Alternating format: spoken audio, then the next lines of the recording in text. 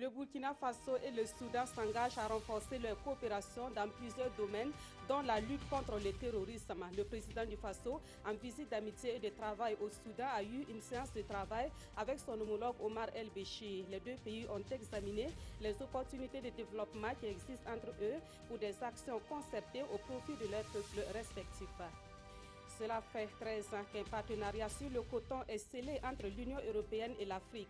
Ce partenariat s'est traduit entre autres par la mise en œuvre du programme d'appui à la consolidation du cadre Action UE Afrique sur le coton. Les acteurs concernés par ce programme sont réunis à Ouagadougou pour évaluer les résultats et valoriser davantage le coton africain.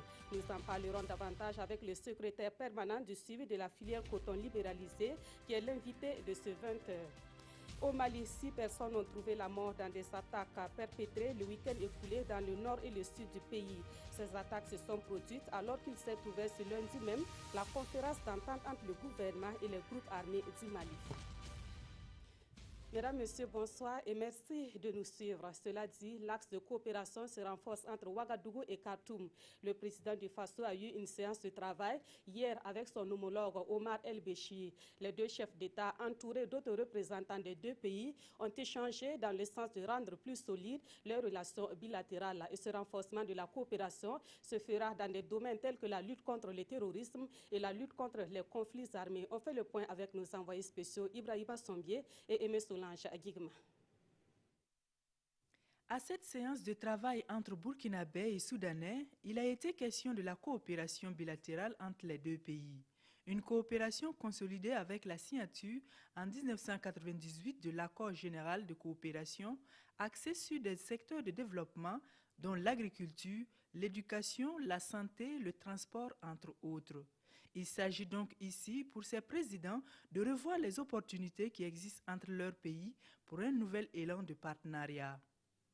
Aujourd'hui, le chapitre d'amitié renouvelée, pluriel, est bâti sur un socle historique de solidarité et de partage s'est inscrit sur la page de notre coopération bilatérale et ouvre les perspectives nouvelles de son renforcement.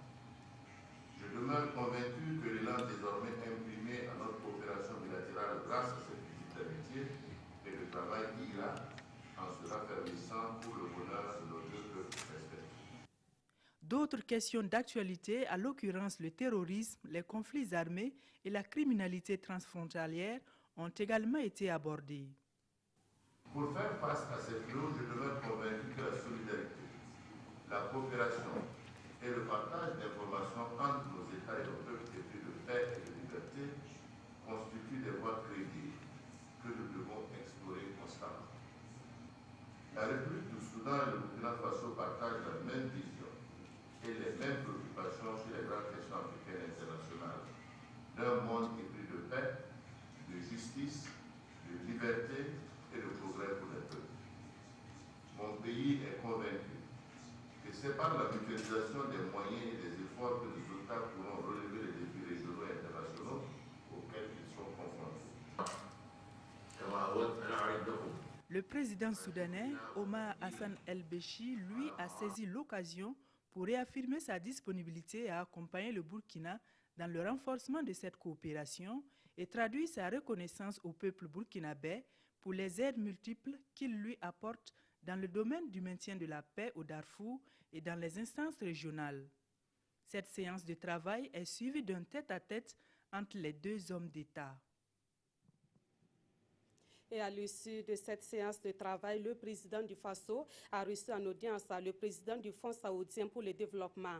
Ahmed Al-Khatib et Rochmar Christian Kaboré ont parlé de divers domaines de coopération déjà engagés entre le Burkina Faso et l'Arabie saoudite. Il s'agit notamment du financement de la construction du barrage de Samandeni et le financement à hauteur de 6 millions de dollars pour la réalisation de forages et autres points d'accès à l'eau potable. L'audience a servi de cadre pour accélérer le processus de mise en œuvre de ces différents projets.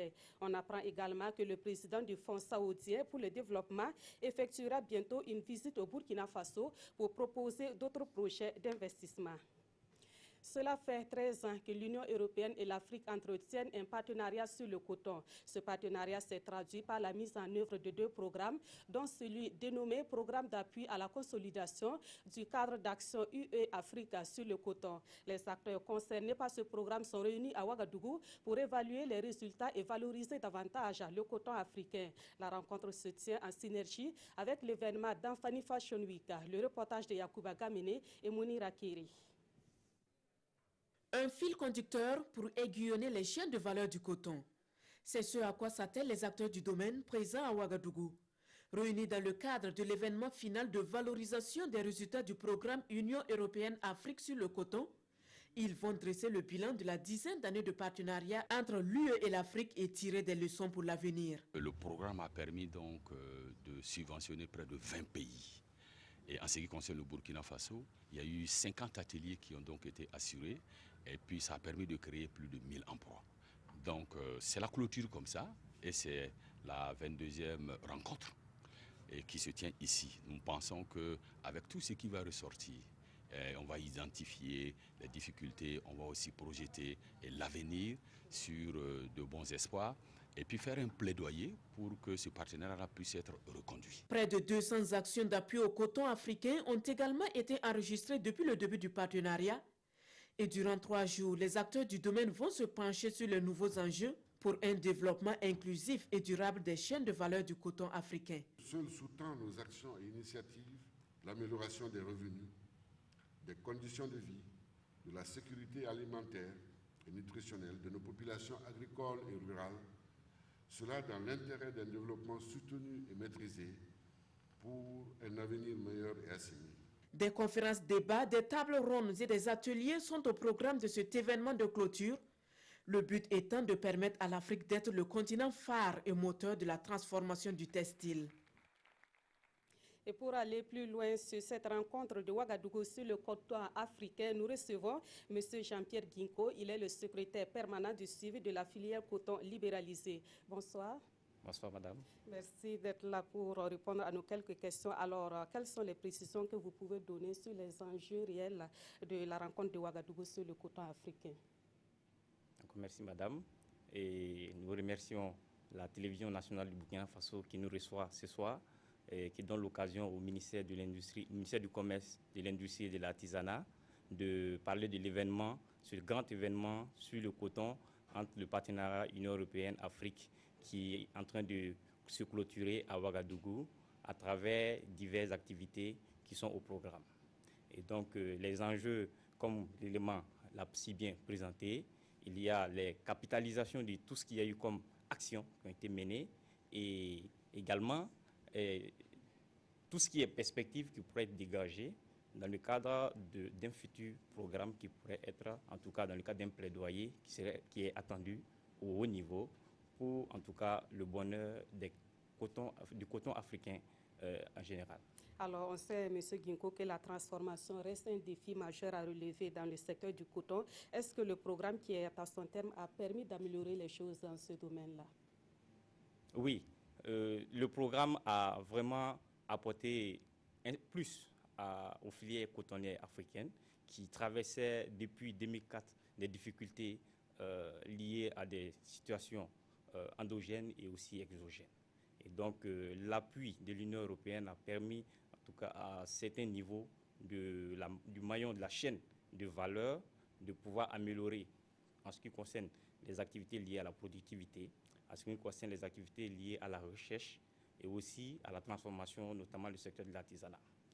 C'est également aussi dans le cadre de ce plaidoyer qui sera bientôt fait au plus haut niveau, de mettre un accent sur les aspects où on a constaté des insuffisances qui seront en tout cas dépeints au niveau des 3 jours de conférences qui sont actuellement en cours à Ouagadougou. Alors, vous avez parlé des plaidoyers au plus haut niveau. Il y a justement cette rencontre donc, qui est prévue le 30 mars. Concrètement, qu'est-ce que vous attendez au sommet de l'État?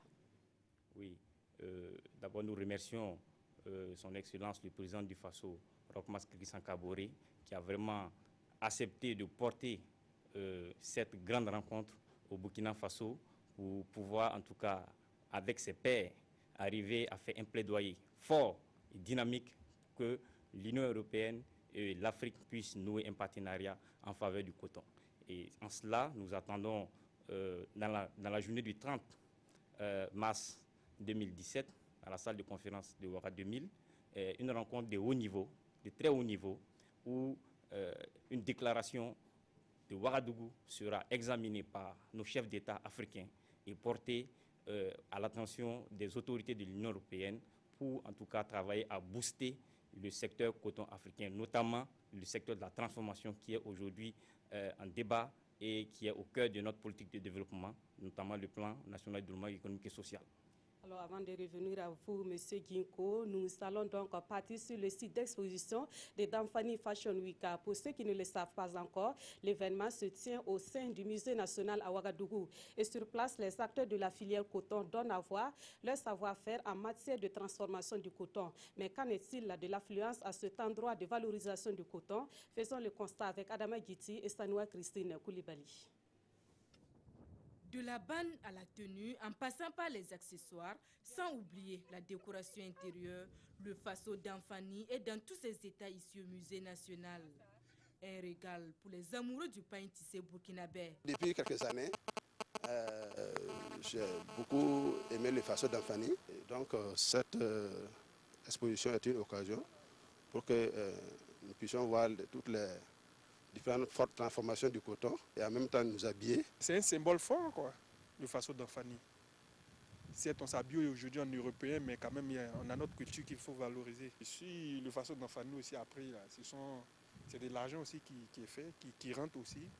Si depuis longtemps, il est reproché aux acteurs de produire des articles souvent peu adaptés à un marché type, tisseuses, teinturiers et designers font de plus en plus preuve de créativité pour répondre aux exigences de la clientèle. Nous sentons quand même cet effort d'offrir plus de qualité aux consommateurs et cet effort de mieux présenter les produits, et on ne peut que s'en féliciter. Actuellement, nous avons listé les besoins de nos clients et c'est vrai qu'il y a des clients qui demandent à ce que ça soit lourd. On oublie de faire le pain léger et le pain lourd aussi de côté pour satisfaire le maximum de clients. En cette matinée du lundi, si la clientèle semble timide, le Damphani Fashion Week est un rendez-vous à ne pas manquer pour les acteurs du domaine. Avec Damphani Fashion Week, ça nous permet de trouver une nouvelle clientèle, voilà, de faire quand même la publicité et de trouver aussi des partenaires également, de travailler en communauté aussi.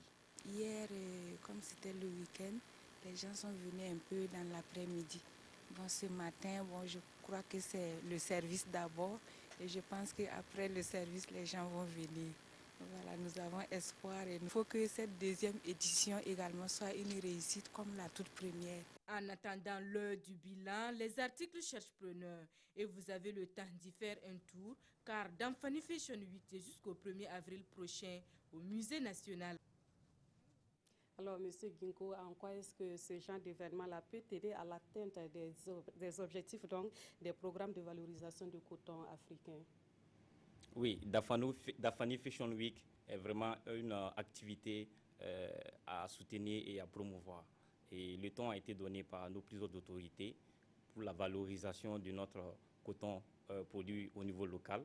Et donc, c'est une activité que nous saluons à sa juste valeur, car ça permet en tout cas de montrer toutes les potentialités que nous regorge notre pays en ce qui concerne les designers, les créateurs, et notamment sur la base de notre production locale du coton. Et donc, c'est des initiatives que nous saluons et que nous appelons en tout cas la population à y adhérer et accompagner cette promotrice, cette brave dame. Et nous invitons aussi toute la population à aller se procurer au moins un pain faso Damphani. C'est pour le bonheur de tout le coton burkinabé. Merci beaucoup, M. Jean-Pierre Ginko. Je rappelle que vous êtes le secrétaire permanent du suivi de la filière coton libéralisée. Suite de ce journal, et nous mettons le cap sur la ville de Sia qui abrite depuis le 25 mars la FIBO, la Foire internationale de Bobo Dioulasso. Cette foire qui se tient au siège de la Semaine nationale de la culture est caractérisée par une exposition qui fait la part belle aux produits locaux transformés. C'est pourquoi la FIBO se tient sous un thème relatif à l'industrie alimentaire et la professionnalisation des acteurs pour une Afrique émergente. Le reportage de Bitibé Nawon, Kadou Romenki et Moumouni Barou. 10 ans pour la FIBO, la foire internationale de Bobo Dioulasso, qui est à sa 6e édition, ouvre ses portes cette année sous le signe des industries agroalimentaires et professionnalisation des acteurs pour une Afrique émergente. Une tribune pour la promotion des produits locaux avec en filigrane une invite à leur consommation. Qui parle d'industrie agroalimentaire dit également aussi transformation de nos produits de base. La valorisation de ces produits-là, c'est un élément très important pour ce qui concerne le département en charge de l'industrie. Donc il faut faire en sorte que cette foire puisse avoir donc une composante accès au marché. Je pense que c'est sur ça que nous allons mettre nos efforts pour que la foire puisse jouer son rôle. Satisfait du côté du comité d'organisation qui apprécie bien la pertinence des différentes interventions. Les contenus qui ont été donnés dans les discours sont vraiment à analyser et à conserver. Je pense que c'est des programmes de travail qui ont été donnés par les uns et les autres que nous allons ensuite approfondir et en faire vraiment des programmes sur le terrain. À la FIBO 2017, l'art s'exprime dans toute sa diversité.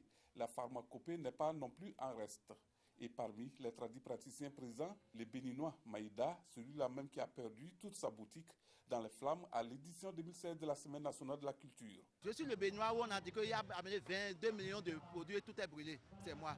Où le président, votre président nous a fait don, il m'a remis une enveloppe de 6 millions. Il y a à peine un an maintenant. Maintenant, pour prouver le don que le président nous a fait, pour prouver au moins la générosité des autorités, j'ai dit bon, ce que vous m'avez donné, je suis revenu leur montrer que je n'ai pas pris ça pour bouffer. Une semaine durant, les populations pourront découvrir les savoir-faire des exposants burkinabés et même d'ailleurs. La foire nationale du sésame, elle, a refermé ses portes le week-end écoulé à Kupela, dans la province du Kouritenga. Plus de 100 producteurs, commerçants et transformateurs du sésame ont pris part à cette foire. Et en dehors de l'exposition, ils ont pris part à des échanges pour une meilleure organisation de la filière sésame. Par ailleurs, les meilleurs acteurs du domaine ont été encouragés par des remises de matériel de travail. On voit tout cela avec Poli Abré, Alassane Tiendrebego et Clarisse Nikiema. État des lieux du sésame au Burkina, enjeux et perspectives. C'est sous ce thème que les acteurs de la filière du sésame se sont réunis à Kupela pour appréhender les problèmes qui minent la filière et trouver des solutions pour un sésame labellisé au Burkina. Les défis à relever, c'est comment améliorer la qualité de notre sésame pour qu'il soit plus compétitif au plan international. Le thème était vraiment au cœur de nos problèmes, notamment la non-application de la loi 50, la non-application du cahier des charges qui nous amène à des problèmes structurels et structurants. Des préoccupations que les autorités promettent de prendre en compte au regard de l'apport de ce secteur d'activité. Des actions sont envisagées pour promouvoir cette filière-là, qui est du reste largement prise en compte dans le plan national de développement économique et social.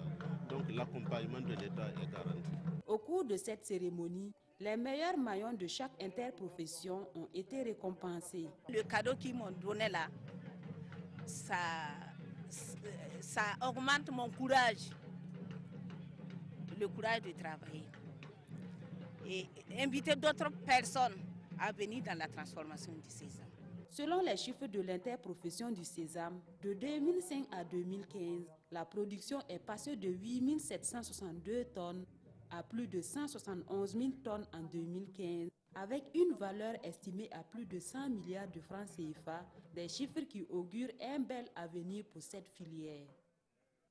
Autre point de l'actualité, ce 27 mars, le Burkina Faso a célébré avec un différé d'une semaine à la Journée internationale de la francophonie. Et cette célébration a été marquée par l'organisation d'un concours dénommé ProLAF ou promotion de la langue française. Les élèves qui se sont illustrés par leur maîtrise de la langue de Molière ont reçu des prix divers. Plus de précisions avec Kousoun Koulibaly et Oumar Zandri. La famille francophone et francophile du Burkina Faso célèbre ici en différé la Journée internationale de la francophonie. Cette célébration, bien que différée, se tient dans la quinzaine de la francophonie. Cette année, le thème choisi est « J'aime, je partage mon 20 mars ». C'est un thème qui a ciblé la jeunesse, en ce sens que la jeunesse est une richesse d'un pays et il faut compter sur cette jeunesse pour le développement. Nous avons tenu cette journée en différé parce que nous avons organisé le concours promotion de la langue française. Plus de 200 millions de personnes ont le français en partage dans le monde et l'Organisation internationale de la francophonie comme cadre fédérateur. Un espace dynamique qui séduit de plus en plus avec l'arrivée de l'Argentine, la Corée du Sud, la Nouvelle-Calédonie et la province de l'Ontario du Canada parmi les 84 États et gouvernements déjà membres. Ça nous permet d'affirmer notre solidarité avec les autres pays francophones et de pouvoir contribuer avec les autres pays francophones à atteindre les objectifs et les buts visés par cette organisation internationale de la francophonie. C'est une langue qui nous réunit, mais qui couvre des peuples, des nations différentes et c'est aujourd'hui un hommage à la diversité. Les élèves lauréats du concours de la promotion de la langue française, ProLAF, reçoivent ici au cours de cette célébration des prix composés d'attestations, de cahiers, de romans et autres gadgets. 14 d'entre eux iront en Côte d'Ivoire pour poursuivre la compétition. Et dans les jours à venir, les élèves des lycées et collèges du Burkina Faso participeront pour la première fois à un concours artistique. La nouvelle a été donnée au cours d'une conférence de presse animée par le ministre de l'Éducation nationale et celui de la communication. Ce concours artistique a pour thème respect de soi et respect de l'autre, une façon de stimuler la créativité mais également la solidarité dans le milieu éducatif burkinabé. Kwale Nebie, Zoubaviel David Adabiri. Un concours artistique en vue de développer l'esprit de créativité à l'école. Le projet est porté par le ministère en charge de l'Éducation nationale et de la communication. Il vise à stimuler chez les élèves des lycées et collèges les valeurs sociales et culturelles à travers l'art. Cette initiative donc d'organiser un jeu concours artistique à l'école répond d'un besoin pressant que nous avons senti au niveau de l'éducation. Et nous avons voulu, pour relancer une dynamique autour de ces activités, commencer par un événement comme celui-là, qui a pour vocation essentielle de promouvoir la créativité, les talents de nos jeunes dans ces domaines artistiques et culturels. Les discussions que nous avons eues avec ce nombre de partenaires nous ont conforté dans l'idée qu'il fallait pour cela trouver dans le cadre de l'École nationale burkinabé le retour à la créativité, le retour à la fibre artistique que chacun de nous a pour pouvoir véhiculer un certain nombre de valeurs. Respect de soi et respect de l'autre, c'est sous ce thème que se tient cette première édition du concours artistique. Un concours ouvert à tous les élèves des lycées et collèges du Burkina Faso, avec des domaines de compétition comme le slam, le chant et le théâtre. Les gouverneurs de région et les directeurs des ressources humaines des différents ministères prennent davantage connaissance du mode de recrutement du Service national de développement. Ils sont réunis à Kaya à l'initiative de la Direction générale du SND. À cette rencontre, ils vont également déterminer les atouts et les insuffisances dans le recrutement des appelés volontaires avant de faire des propositions pour plus de justice lors des recrutements SND. Le reportage de Daouda Ouattara et Maïmouna Traouri. Chaque année, le Service national pour le développement SND recrute environ 2600 jeunes. Certains, recrutés par tirage au sort, sont envoyés en appui à l'administration publique. D'autres, désignés en fonction des quotas préalablement définis pour chaque province, reçoivent une formation de base dans les centres de formation et de production ou à l'Institut de formation en développement rural. Mais pour le premier responsable du SND, ce mode de recrutement a montré ses limites.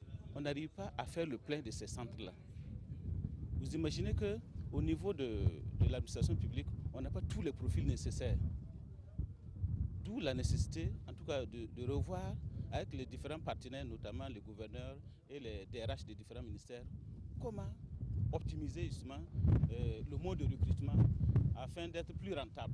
Il arrive que des jeunes mis à notre disposition n'arrivent pas à satisfaire un tant soit peu le service minimum qu'on leur demande. Donc c'est un recadrage nécessaire qu'il fallait pour pouvoir les utiliser efficacement et utilement pour l'administration afin que ça ne soit pas une perte pour l'État.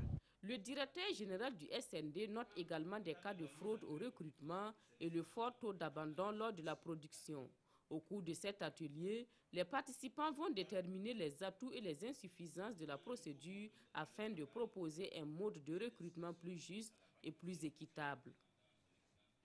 Dans l'actualité également, le ministère de la Santé et ses partenaires font la revue sectorielle 2017 du Plan national de développement économique et social. Il s'agit d'un cadre de dialogue pour les deux parties qui vont procéder à une analyse des actions à mettre en œuvre dans le secteur de la santé conformément au PNDS. La rencontre se tient depuis ce lundi dans la capitale burkinabé, Rocher Kam et Kadi Sanogo. Le cadre sectoriel de dialogue constitue un dispositif important de renforcement du dialogue avec tous les acteurs du secteur de planification santé dans le cadre de la mise en œuvre du PNDS, Plan national de développement économique et social. C'est une opportunité pour apprécier les performances sectorielles de l'année 2016, première année de mise en œuvre du PNDS. Nous sommes ce matin réunis pour le secteur de planification santé qui regroupe d'une part la santé, le secteur de la santé, et d'autre part aussi celui de l'agriculture et de la femme.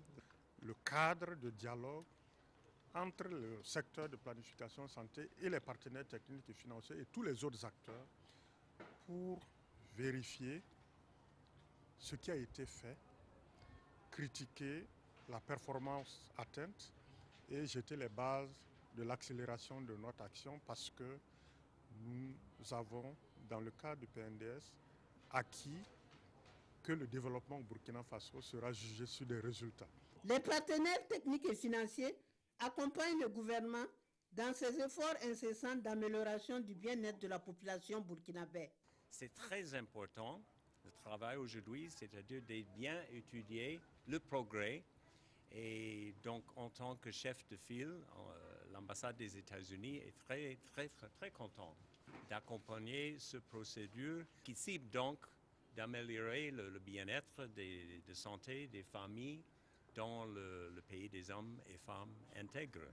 Au cours de cette revue annuelle sectorielle 2017 du PNDS, les participants vont examiner les différents documents soumis à leur appréciation et faire une analyse critique des résultats atteints pour mieux aborder les échéances prochaines.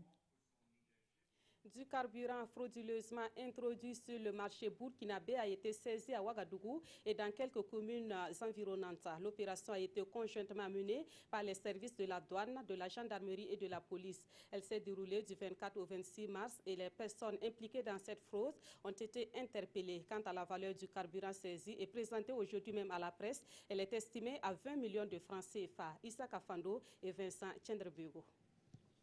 Les services de douane et les forces de sécurité ont conjointement lancé leur filet antifraude dans le marché du carburant dans la ville de Ouagadougou et ses environs. L'opération de 3 jours a permis de saisir une importante quantité de carburant frauduleusement mis sur le marché. Ce carburant ici exposé est estimé à 20 millions de francs CFA, en plus de 3 stations-service mis sous scellé à Ouagadougou et Tazitenga pour non-respect de la réglementation. Pendant 3 jours donc, nous avons parcouru 3 grands centres de stockage du carburant. Il s'agit donc des villes de Ouagadougou, Kombisiri et Zignari. Alors, quelles sont les saisies? On peut citer, n'est-ce pas, 104 fûts de 200 litres de carburant, 357 bidons de 25 et 30 litres. Et en outre, on a eu à mettre sous scellé 3 stations-service. Une autre station est en cours de contrôle. Une quinzaine de personnes ont été interpellées dans cette affaire et la justice a été saisie. Selon les conférenciers, les fraudeurs s'approvisionneraient dans certains pays de la sous-région, occasionnant ainsi une concurrence déloyale et un manque à gagner pour l'économie nationale. Un mot de sport dans ce journal. La Coupe de l'Assemblée nationale, première édition, a été lancée le samedi dernier à Kaya dans le Sanamatenga. Et c'est le président de l'Assemblée nationale qui a procédé au lancement de cette compétition en football réservée aux catégories minimes et cadettes. En match d'ouverture, l'équipe de Kaya et celle de Kongoussi se sont séparées sur le score de 0 but partout. On voit cela avec Moussa Ouedraogo et Jean-Modeste Ouedraogo. Journée mémorable pour la jeunesse sportive du Burkina Faso qui bénéficie d'un nouveau cadre d'expression, la Coupe de l'Assemblée nationale. Première du genre, cette initiative est le fruit d'une convention entre 3 parties. Le ministère des Sports et des Loisirs, la Fédération burkinabé de football et l'Assemblée nationale. Déjà le 13 mars 2017, Cette idée s'est concrétisée à travers la signature tripartite de la convention qui doit régir ce tournoi de football durant les mois et années à venir jusqu'en 2020. Pour marquer l'événement d'une pierre blanche, toutes les 45 provinces du Burkina Faso ont défilé devant les invités. Autre temps fort de cette cérémonie officielle de lancement, le coup d'envoi donné par le président de l'Assemblée nationale, le Dr Salifou Diallo. En match d'ouverture, l'équipe cadette de la province du Sanmatenga, Kaya, est face à celle du BAM, Kongoussi, en vert. Une opposition âprement disputée par les deux formations. En 2 fois 25 minutes, toutes les tentatives restent vaines jusqu'au coup de sifflet final. Score 0-0.